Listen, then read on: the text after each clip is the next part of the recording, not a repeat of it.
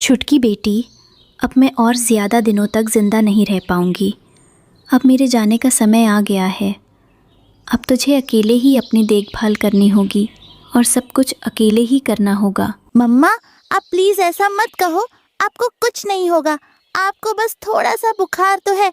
मैं आपके लिए दवाई ले आऊंगी, फिर आप ठीक हो जाओगी। मैं किसी भी तरह आपके लिए दवाई ले आऊंगी। कालू जी, वो रीमा चिड़िया हर बार अपना पक्का घर पहले बना लेती है, लेकिन इस बार उसे क्या हुआ है जो अभी तक उसने अपना पक्का घर नहीं बनाया है? गोरी, मैं भी कब से यही सोच रहा हूँ। मुझे भी कुछ समझ नहीं आ रहा। चलो चलो, एक बार पता करके आते हैं आखिर बात क्या है। ये कहकर गौरी और कालू दोनों चिड़िया के घर की तरफ जाते हैं। लेकिन जब वो दोनों वहां पहुंचते हैं तो देखते हैं कि चिड़िया तो अपने घोंसले में बीमार पड़ी हुई थी। चिड़िया, क्या हुआ है तुम्हें?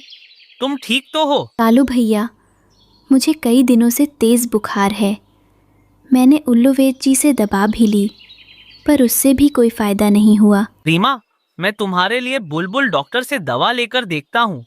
शायद उससे तुम्हें थोड़ा आराम मिले। कालू भैया, आप मुझे उस बुलबुल डॉक्टर का पता बता दो। मैं खुद ही चली जाऊंगी और मैं खुद दवाई ले आऊंगी। कालू चिड़िया को पता बताने वाला था कि तभी गोरी बीच में बोल पड़ती है। चिड़िया, बुलबुल डॉक्टर का घर यहाँ से थोड़ी दूर जो दूसरा जंगल है वहीं पर है। तुम चली जाना और कालू जी, तुम मेरे साथ घर चलो। मुझे एक जरूरी काम याद आ गया है। ये कहकर गौरी कालू को घर ले आती है और चिड़िया भी बुलबुल डॉक्टर के घर की तरफ चली जाती है। गोरी, तुमने उस चिड़िया से झूठ क्यों बोला कि उसका घर यहीं पास में दूसरे जंगल में है? अरे, उसका घर तो पूर्व की तरफ है। बेवकूफ मेरे पति, अगर मैंने उससे झूठ बोला है तो कुछ सोच समझ कर ही बोला होगा। हाँ, फिर बताओ गोरी, क्या सोचा है तुमने? सोचो कालू जी, आज पहली बार ऐसा हुआ है कि चिड़िया ने अपना मजबूत घर नहीं बना पाया है। हम यही तो चाहते थे कि चिड़िया अपना घर ना बना पाए। ऐसा कभी नहीं होगा। चिड़िया अपना पक्का घर ठीक होते ही बना लेगी। अरे कालू जी, हम चिड़िया को ठीक होने नहीं देंगे। वो दूसरे जंगल गई है, वहां से लौटेगी तो उसकी और ज्यादा तबीयत खराब हो जाएगी, क्योंकि उसे तो वहां बुलबुल डॉक्टर नहीं मिलेगी जो उसे दवा दे। ऐसे तो वो चिड़िया अपना घर बना ही नहीं पाएगी और बारिश के मौसम में यहाँ वहाँ भटकेगी। और हाँ कालू जी, अगर वो चिड़िया मदद मांगने आए तो उसकी मदद नहीं करनी है, उसके मुंह पर ही दरवाजा बंद करना है। बड़ा दूसरों को ज्ञान बांटती फिरती है, इस बार देखूंगी मैं इसे। दूसरी तरफ वो चिड़िया एक पेड़ पर बैठ जाती है। मैंने तो ये दूसरा जंगल पूरा छान मारा, पर मुझे तो यहाँ किसी डॉक्टर का घर नहीं दिखाई दिया। शायद गोरी से कोई गलती हो गई होगी, लेकिन अब तो मेरा बुखार भी बहुत बढ़ता जा रहा है। पता नहीं अब बुलबुल डॉक्टर का घर कहाँ मिलेगा। रीमा चिड़िया ऐसे कह रही थी, तभी वहाँ से एक बुलबुल डॉक्टर गुजरती है। तब चिड़िया उसे अपने पास रोकती है। चिड़िया, क्या हुआ? तुमने मुझे यहाँ क्यों बुलाया है? मैं बहुत जल्दी में हूँ। माफ़ करना बहन, वो क्या है ना, मैं आपसे पूछना चाहती हूँ कि आप ही बुलबुल डॉक्टर हो? हाँ चिड़िया, मैं ही बुलबुल डॉक्टर हूँ। बताओ क्या काम है? बुलबुल की ये बात सुनकर चिड़िया बुलबुल डॉक्टर को सारी बात बताती है। वो गोरी और कालू तो हैं ही ऐसे। मैंने एक बार गोरी की माँ के लिए दवा दी थी, और जब भी मैं गोरी से पैसे मांगती हूँ तो कल का बोल देती है। आज तक पैसे नहीं दे रही है मेरे। हाँ बुलबुल डॉक्टर, आप ठीक कहती हो, वो दोनों है ही ऐसे। बुलबुल डॉक्टर, आप मुझे बुखार की दवा दे दो। मुझे तेज़ बुखार है और कई दिनों से जा ही नहीं रहा है, तो आप अच्छी दवा देना। चिड़िया की ये बात सुनकर बुलबुल डॉक्टर उसे दवा देते हुए कहती है। चिड़िया बहन, ये मैंने फूलों का रस दिया, इसे समय से पीना और दवा ठीक से लेना। और हाँ, बारिश में मत भीगना, नहीं तो तुम्हारी तबीयत ज्यादा खराब हो सकती है। बुलबुल बहन, ये लो आपके पैसे, आपका बहुत धन्यवाद। चिड़िया दवाई लेकर अपने घर की तरफ वापस आ जाती है। कालू और गौरी तो अपने घर के बाहर बैठे उसके आने का इंतजार कर रहे थे। चिड़िया जब अपने जंगल में आती है तो कालू और गौरी उसे देख लेते हैं। कालू जी, वो चिड़िया आ गई है, चलो उसके घर चलते हैं। चिड़िया बहन, हम तुम्हें बताने वाले थे कि उस बुलबुल डॉक्टर का घर दूसरे जंगल में नहीं बल्कि पूर्व वाले जंगल में है, पर तब तक तो तुम निकल चुकी थी। धन्यवाद कालू भैया, जो अब तो आपने सही बता दिया। ठीक है, तो फिर मैं कल पूर्व वाले जंगल की तरफ चली जाऊंगी। अब आप अपने घर जाओ, मैं बहुत थक गई हूँ। छुटकी बेटी, ला मुझे एक गिलास पानी तो लाकर दे दे, जो मैं ये दवाई खा लूँ। छुटकी अपनी मम्मा को एक गिलास पानी दे देती है। तब चिड़िया दवाई खा लेती है। ऐसे ही कुछ दिन बीत जाते हैं। अब रीमा चिड़िया बिल्कुल ठीक हो जाती है। छुटकी बेटी, तुम घर पर ही रहना, मैं लकड़ियाँ लेने जा रही हूँ, क्योंकि हमें अपना घर भी तो पक्का करना है। नहीं मम्मा, मैं आपको अकेले नहीं जाने दूंगी। आपकी अभी अभी तो तबीयत ठीक हुई है। मम्मा, मैं भी आपके साथ चलती हूँ, हम दोनों लकड़ियाँ ले आएंगे। नहीं छुटकी बेटी, तुम घर पर रहना और अपना ध्यान रखना, मैं लकड़ियाँ लेकर जल्दी आ जाऊंगी। ये कहकर चिड़िया लकड़ियां लेने चली जाती है और वो थोड़ी देर बाद जंगल से लकड़ियां ले आती है। कालू और गौरी अपने घर के बाहर बैठे ये सब कुछ देख रहे थे।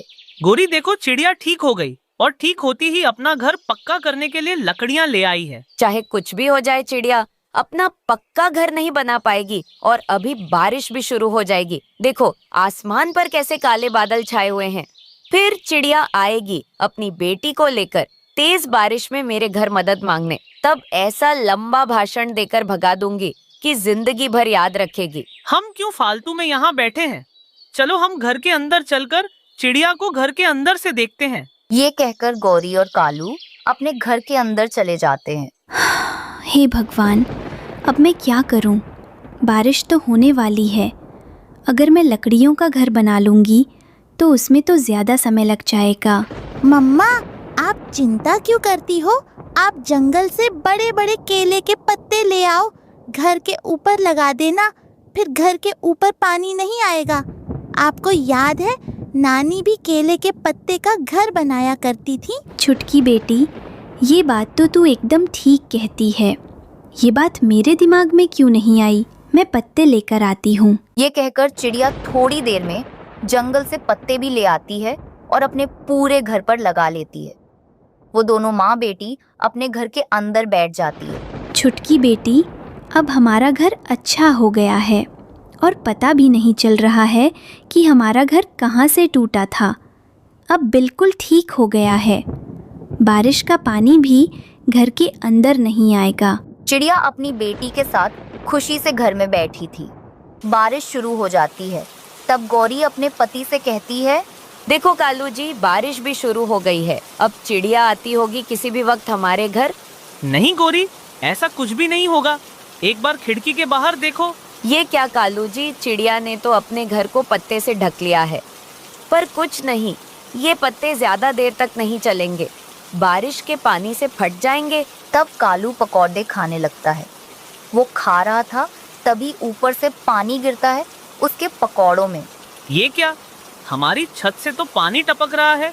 जरूर आपने छत को अच्छे से पक्का नहीं किया होगा। दीवारों का काम मेरा था और छत का आपका। फिर भी आपने काम ढंग का नहीं किया। गौरी, मुझे माफ कर दो। छत बिल्कुल ठीक ठाक थी, इसलिए मैंने उसकी मरम्मत नहीं की। मुझे माफ कर दो गौरी, और यहाँ से चलो, क्योंकि अब यह टूटने वाला है।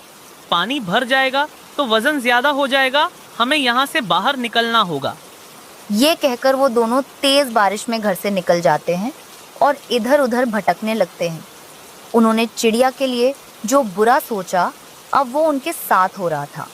टुन्नू जी, ये कौन सा जंगल आ गया है? लगता है हम बहुत दूर निकल आए हैं। मैं भी पहली बार इस जंगल में आया हूँ। अब रात होने वाली है। हमें इसी जंगल में अपना घोंसला बनाना होगा। फिर वो दोनों उसी पेड़ पर अपने तिनके का घोंसला बना लेते हैं। उनके पास ढेर सारा भोजन था। वो खाकर सो जाते हैं, मगर उनको नहीं पता था उनके घोंसले से चोरी होने वाली है। कालू जी, अब सब सो गए होंगे, तो बताओ अब चोरी करने कहाँ जाएं? शाम को मैंने 2 नए पक्षी देखे थे। उनके घोंसले में ढेर सारा भोजन रखा है। चलो हम वहीं चोरी करते हैं। चलो तो फिर देर क्यों लगा रहे हो? मुझे भूख लगी है और वो नए पक्षी हैं, घोड़े बेच के सो रहे होंगे। दोनों चोर कौवे रात के अंधेरे में निकल जाते हैं। वो सीधे चिड़िया के घोंसले में जाते हैं और धीरे धीरे भोजन की बोरी चुराकर भाग जाते हैं। सुबह हो जाती है। टुन्नू चिड़ा सो रहा था। टुन्नू जी जागिए, हमारे घोंसले से चोरी हो गई। भोजन का दाना नहीं है, जल्दी से उठिए। क्या कहा? चोरी हो गई? ये नहीं हो सकता। नए जंगल में बिना दाने पानी के कैसे रहेंगे? बहुत मुश्किल है। हमने कितनी मेहनत से भोजन जमा किया था, मगर सब चोरी हो गया। दोनों पति पत्नी बहुत परेशान होते हैं। वहीं कौवे मजे मजे से उनका दाना खा रहे थे और खुशियां मना रहे थे। वाह कालू जी, ये भोजन कितना अच्छा है।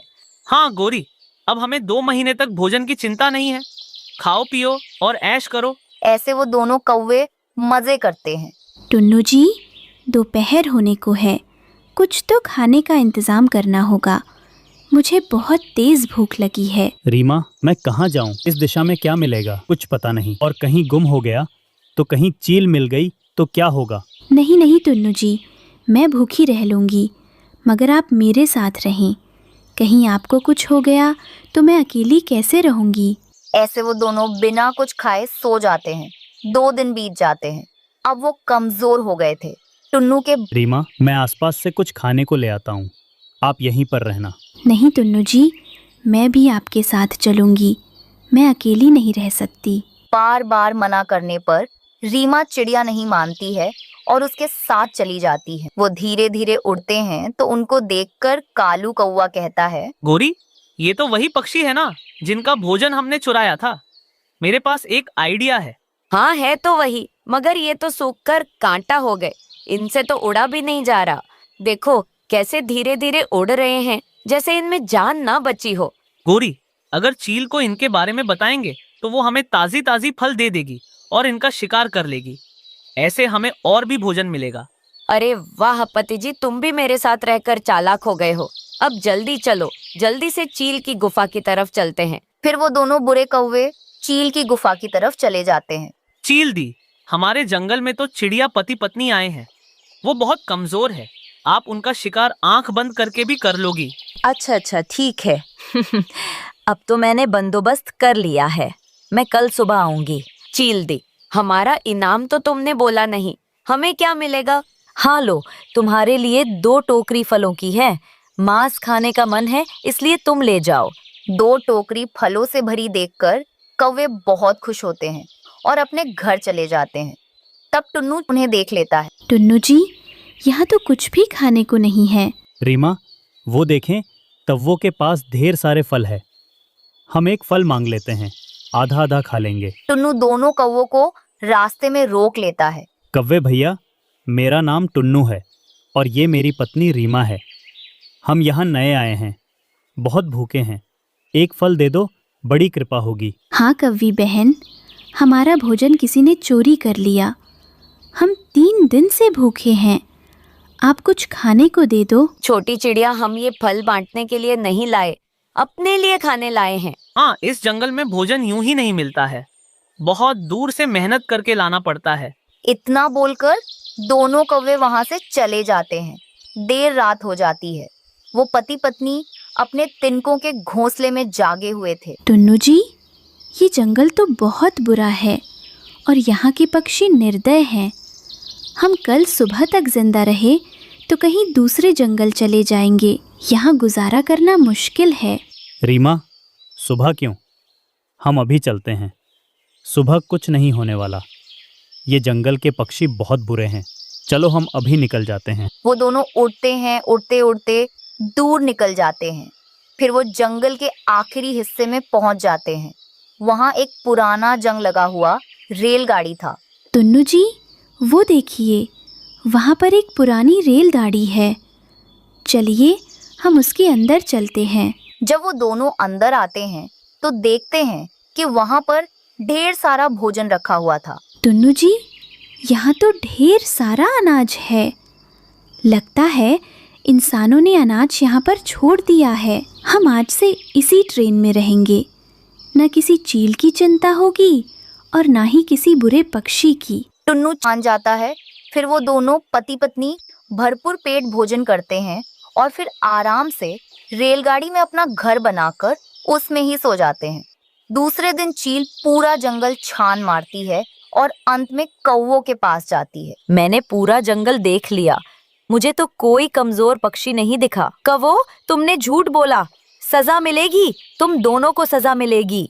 मेरा मांस खाने का बहुत मन है, अब मैं तुम्हें छोड़ूंगी नहीं। चील दोनों कौवों को मारकर खा जाती है और वहां से चली